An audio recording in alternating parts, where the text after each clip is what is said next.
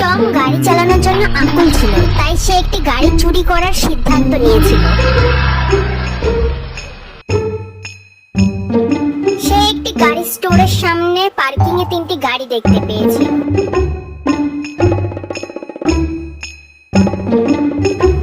সঠিকভাবে লক্ষ্য করে দেখে কি আপনি বলতে পারবেন টমকে যদি এই তিনটি গাড়ির মধ্যে একটি গাড়ি চুরি করতে হয় তবে তার কোন গাড়িটি বেছে নেওয়া উচিত?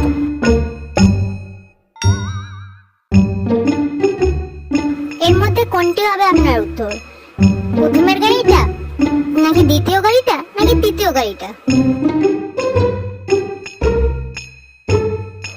ছবিটি সঠিকভাবে দেখলে বোঝা যাবে 1 নাম্বার গাড়ির উপরে ক্যামেরা রয়েছে, তাহলে ওটা চুরি করা যাবে না। তো দ্বিতীয় নাম্বার গাড়ির ভেতরে ড্রাইভার বসে রয়েছে, তাহলে ওটাও চুরি করা যাবে না। অতএব টমকে চুরি করতে হবে তৃতীয় নাম্বার গাড়িটা।